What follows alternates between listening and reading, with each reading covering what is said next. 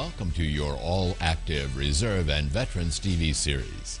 This information education show has three goals: tell who military veterans are, share about all organizations, auxiliaries, their programs and officers at all levels, and tell about memorials in all the cities we serve in this network. The VA system, state and county officers, hospitals and state homes are also featured. Please do check out our websites. Share your program ideas and concerns via the contact information on the show. We open each month's show with a patriotic theme.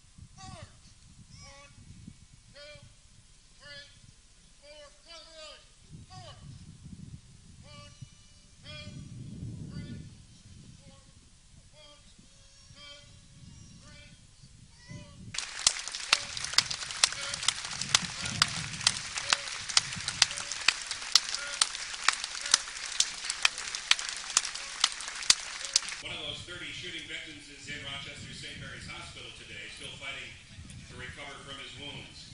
Staff Sergeant Patrick Ziegler, son of a career Navy officer, joined the U.S. Army immediately after graduating from Radford High School in Honolulu in 1999. Staff Sergeant Ziegler has just returned from his second tour of duty in Iraq and was preparing to enter officer's school when he was shot 4 times, including once in the head. Initially paralyzed on his left side, with much of his skull missing, Staff Sergeant Ziegler has fought long and hard since that day to recover from his wounds. At his side, the entire time was his girlfriend and now fiancée, Rochester's own Jessica Hansen. The daughter of Bill and Lori Hansen, Jessica graduated from Mayo High School in 2006.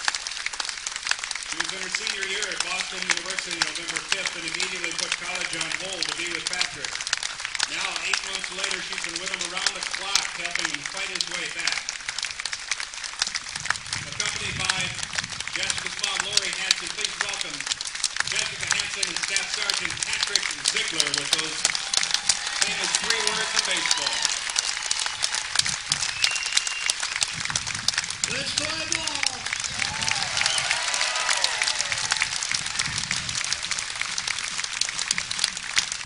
Welcome once again to Vets Visits on TV. This is February, program number 167.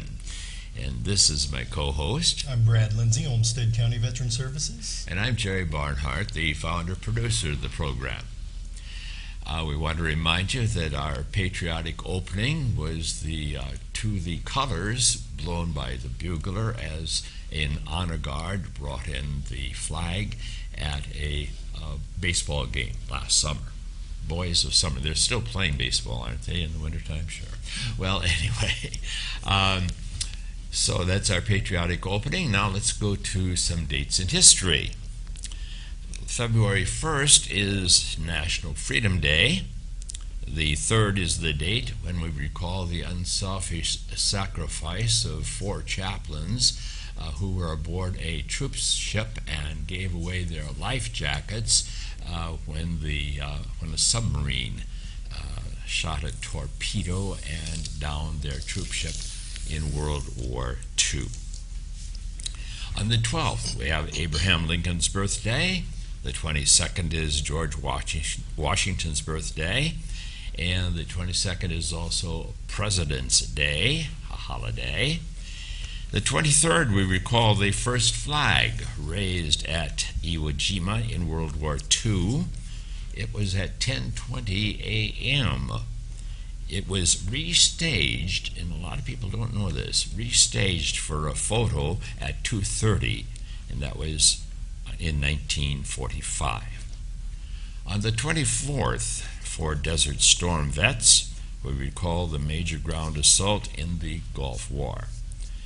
And for all the great and wannabe lovers, we got to show this. Okay, there we are. Are you a wannabe? You've been married how I've been many- married a long time. Too long. Okay, he's just pretending. Well, I'm on my second time around at 81 and a half. Okay, so we got Valentine's Day coming up, everybody. Let's get with the program on February 14th as we remember Mr. Valentine. Okay, Brad, what's our first feature? Well, Jerry, a major national program of the American Legion to develop Americanism for third-year high school students is Boys and Girls State. Adult leadership comes from each state, Legion, and auxiliary. Watch for the website to obtain materials for teachers and homeschooled youth to encourage the youth to apply. Check also with your local American Legion posts about this program.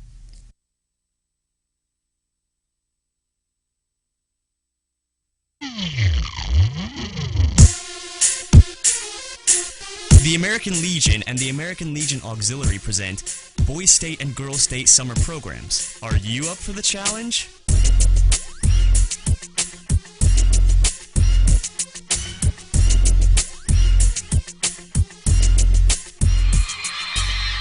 Boys State and Girls State. 1 week that shapes a lifetime.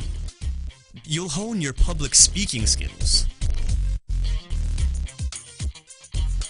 You'll discover the true meaning of patriotism.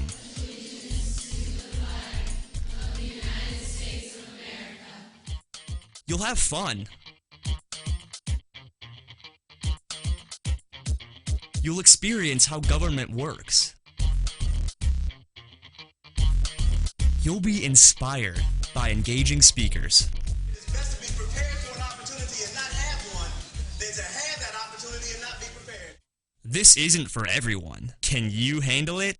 But once you start getting involved and you go out there and you go beyond what you're used to, you'll get such an awesome experience and you'll have so much fun learning and meeting amazing people. First couple days it might be hard, but once you get into it and run for an office and stuff, it's amazing and it's a lot of fun. You'll make friends that will last you a lifetime. The American Legion Boys State and the American Legion Auxiliary Girls State programs are unique summer events that offer the top academic, athletic, and creative high school students an opportunity to come together and participate in constructing local, county, and state governments. These programs are designed to provide leadership, public service, and political experiences. Each state's program is uniquely tailored and overseen by a local staff in coordination with American Legion and American Legion Auxiliary members. The experience at Boys State is quite remarkable. It's something that I never expected. Everybody just really put their best foot forward and created just this amazing environment where everybody was happy and excited to be here. I've had a really fun time at Badger Boys State so far, campaigning for mayor, playing in the band. I'm a drummer. It's really great to know that it's not just about politics and that they have sports and music also. I've had a lot of fun just meeting new people, but also I've ran for quite a few offices and got most of them that I ran for, and it's just really fun to see the inner workings of government. Well, I'm serving as governor this year, so there's a lot of jobs for the governor to do, and I have a large staff that can help me out. And I've definitely learned that no one person can do anything alone, so I've learned how to delegate responsibilities and use a team effort to get the job done. I've had an amazing time. I met a lot of new people. I made a lot of new friends in such a short amount of time. At Girls State, you meet people that are a lot like you. You deal a lot with politics, but more importantly, you learn about character and you learn how to speak in public, and you learn elements that will come handy later on in life. This is going to be a fun week. Boys State and Girls State, 1 week that will shape your lifetime. Are you ready for this? Check it out today. Log on to boysandgirlsstate.org or see your guidance counselor for more information.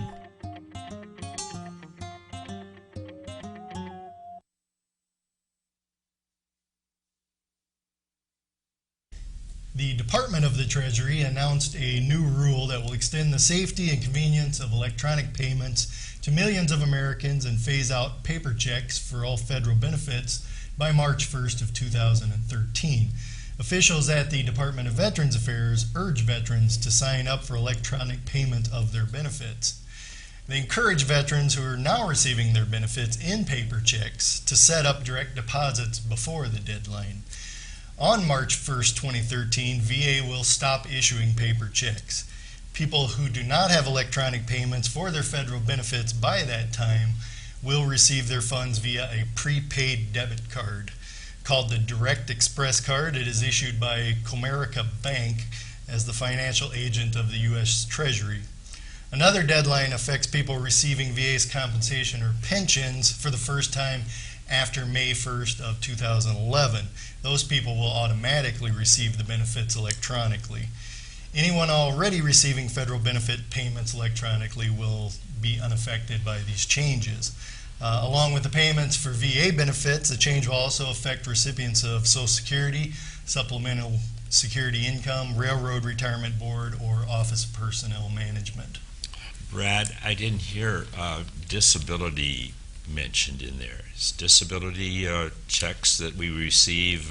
Correct. Any VA disability or compensation or pension. Can we have it directed right into the bank rather than receiving? Absolutely, that's what they're encouraging. Okay, right? okay. But short of that, they will only be issuing the debit cards, no more checks. Okay. Okay, on to our next feature here. November 5th of 2009, the national media broke a story of a Muslim U.S. Army officer based in Fort Hood, Texas, who killed and injured many soldiers.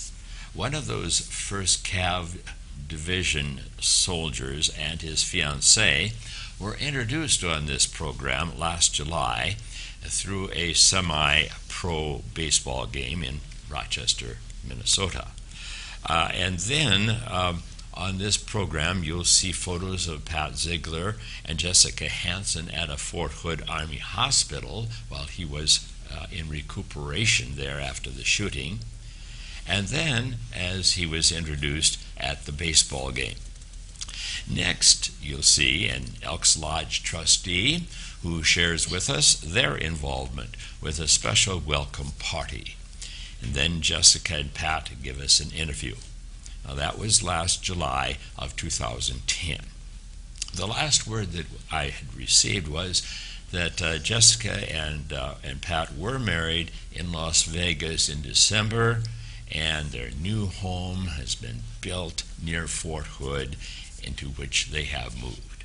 So that's a kind of a little follow-up on the story of an example of how these soldiers and their families are being taken care of.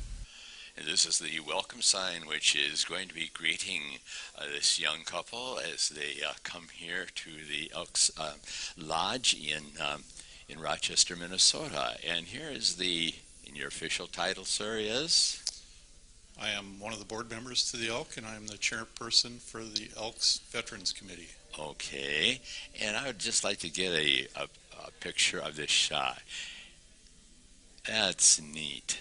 And how did you get the idea for having this particular open house for them, for Pat and Jessica? We had met with Jessica back when Patrick first got brought to town and extended our hand at whatever we could do for them. And Jessica sought out, they wanted to do a thank you to the veterans and to the community, and contacted us if we could assist her in that. And so we said we would host this and help out with that. So that's how this came about. Okay, super. This is their event and this is their time. Right. This isn't a fundraiser or anything of that nature then, too? We have a box for people that want to make a free will offering that they can put in. 100% of the money will go to them. It's not mandated, or we're not charging. There's no door admission. So, well, thank you so much for this time. This is a very busy evening and a wonderful event that the Elks is doing for this couple. We're very proud to be part of it. We are very proud of Patrick.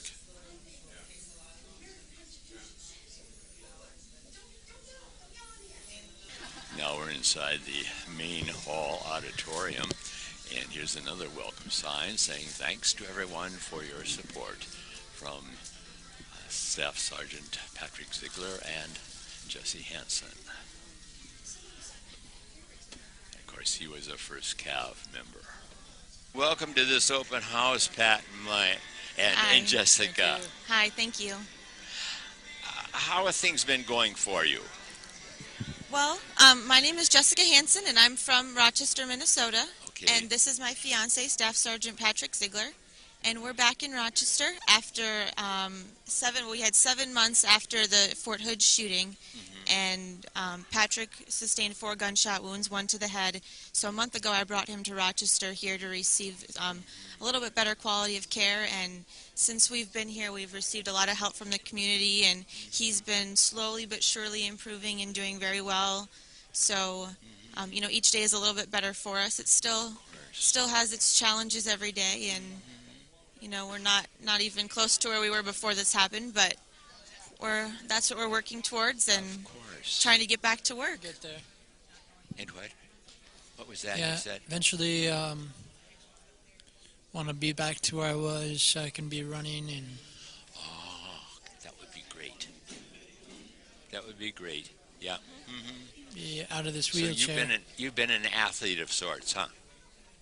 Yeah, sorts. It's been a soldier. And a soldier. How long had you been in the service, Pat? Been 5 years in March. And you two met where? We met in Hawaii. Well, we were both on R&R. On R&R. Yeah. And you were going to? I was going to school at Boston University, and I was on vacation in Hawaii. A little break. And okay. Yep, and Patrick was just before deployment on his R&R in Hawaii visiting friends, and we just met by chance. And you went to school in Florida, did you say? Yes, Florida. And what was your major? International Affairs. Preparing for diplomatic service, perhaps? Yes, maybe. Possibly. And Jessica, what has been your major?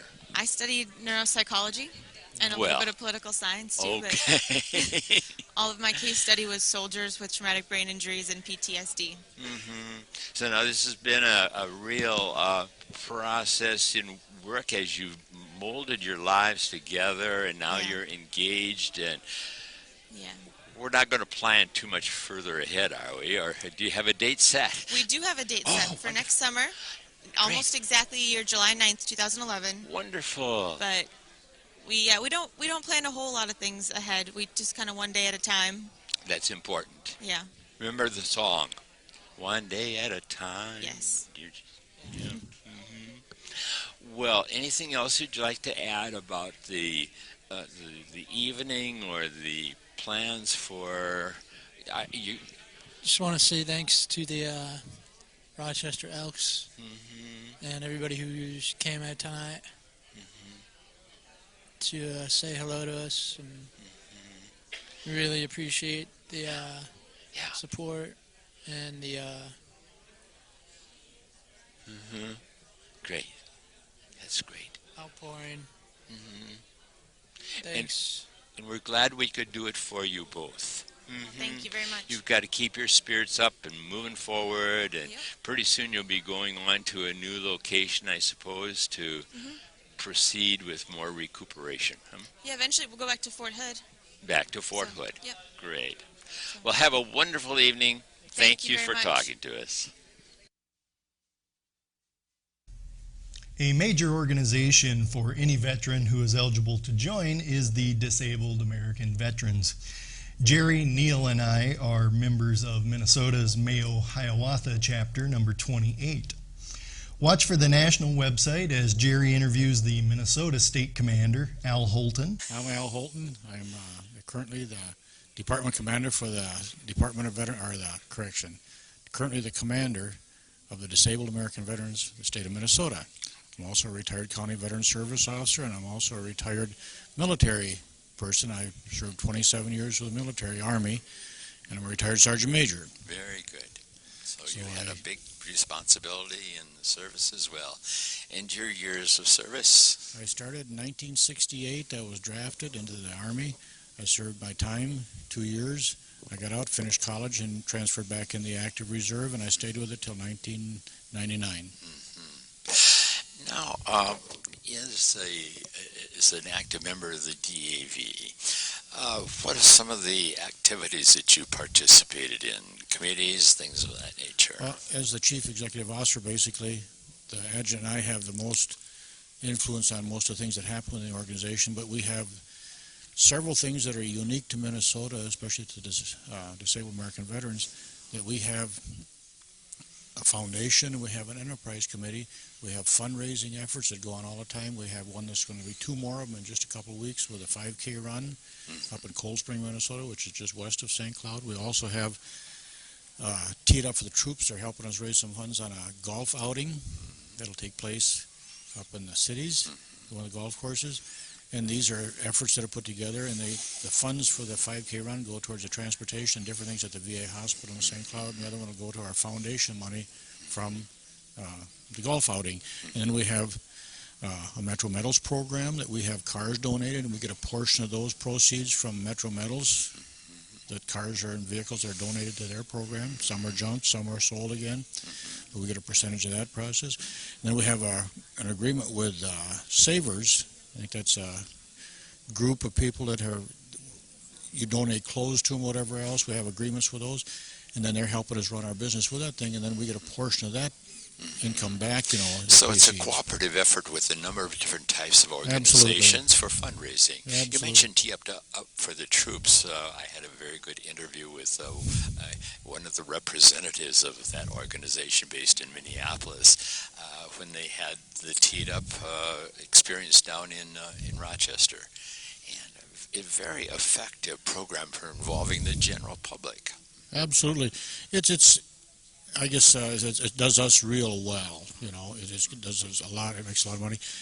And the thing we have this year is it's expensive, but some people take it to heart. They feel that it is a good cause.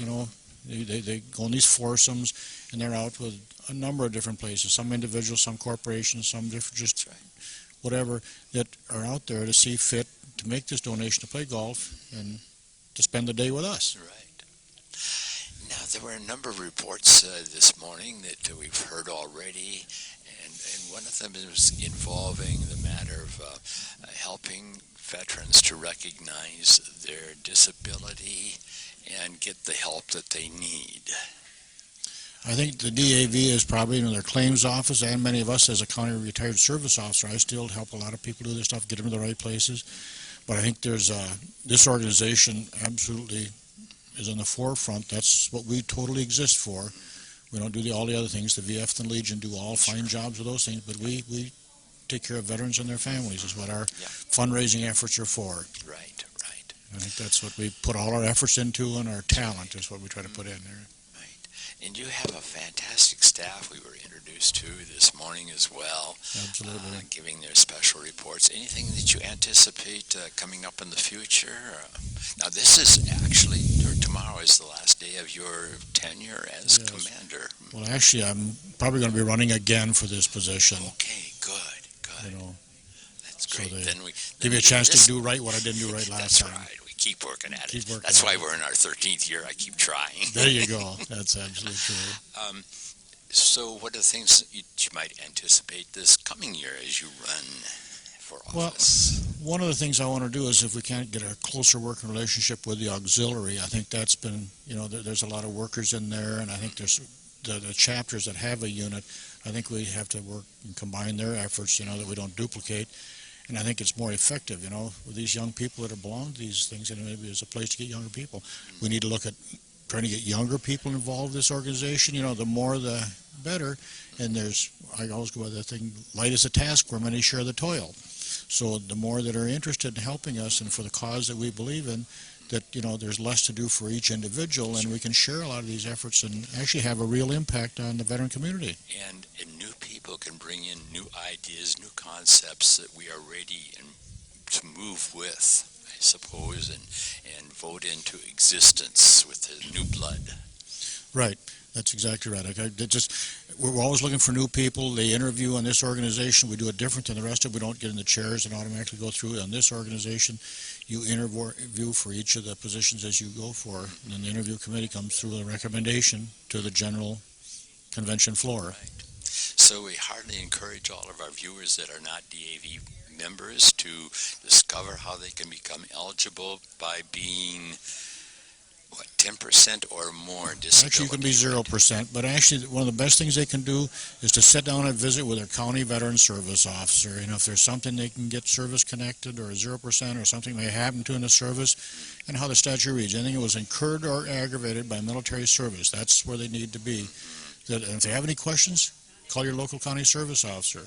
And whatever else, or you can go to Fort Snelling and get an appointment with one of the claims offices in any of the organizations, not just ours, but if they have a favorite Legion, VF, Purple Heart, whatever, paralyzed vets, by all means, seek out the one that you feel the most comfortable with. And of course, we'd always invite them to come to the DAV.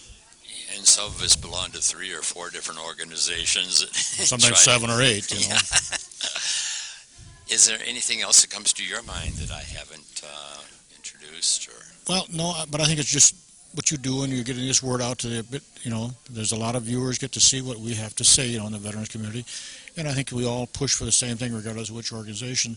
I do one thing when I do membership for whatever, I encourage people, veteran population and their families, to belong to whatever organization they're eligible for, even if it's a financial burden. It's how we keep our benefits is by belonging, and those are the voices that go to Washington, D.C. and to St. Paul to protect the rights that we already have. Well, Brad, that does it for another show. It'll do her. And I trust you have plenty of time now. A couple of weeks. I should be able to into February to get some chocolates. I should be able to get some at least by chocolates late on the 13th. Yeah, that's Brad. Okay. My wife is going to be taken care of properly. Okay. Thank you so much for joining us, and we do hope that you will take care of veterans that you know of or maybe don't know in VA hospitals and nursing homes all over the United States. Take up a little collection, send in a card, candy, whatever, for remembrance that we love them. Agape love, it's called. Self-giving love that they gave for us. So till then, and our next show, be good to yourselves, and we'll see you on Vets Visits on TV.